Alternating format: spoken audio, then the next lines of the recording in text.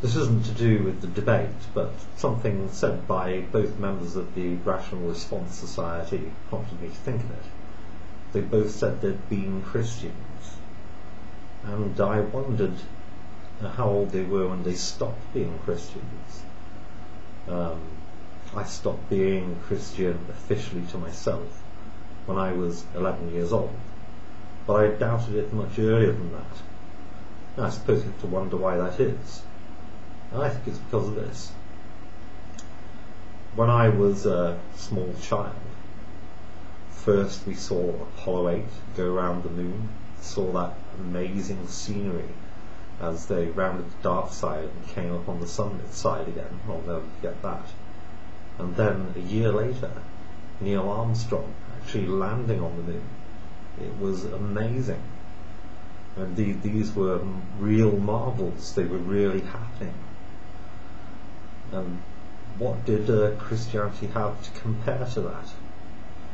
Also, on TV at that time there were so many programs about space and astronomy, which I saw many, and they gave me my first real understanding about the nature of our world, our solar system, and to some extent the universe. Really, how could the dryness of the Bible for a small child compare with that? For a while I did go to Sunday school, but my father stopped it when I said I didn't want to go any longer, and that it was boring.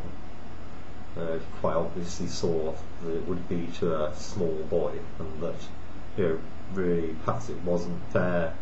I didn't understand it, and I suspect also he thought it wasn't fair to prejudice my beliefs in that way at such a young age. Anyway, I've always been grateful for that. But also there were other things like the ridiculous things they tried to get us to do at Sunday school, when songs like Jesus Wants Me for a Sunbeam.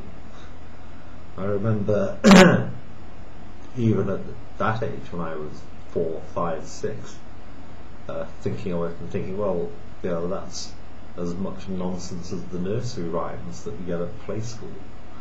So anyway, as a rational child growing up in the early space age, I was confronted with the marvels of reality and the marvels of myth, and which one out?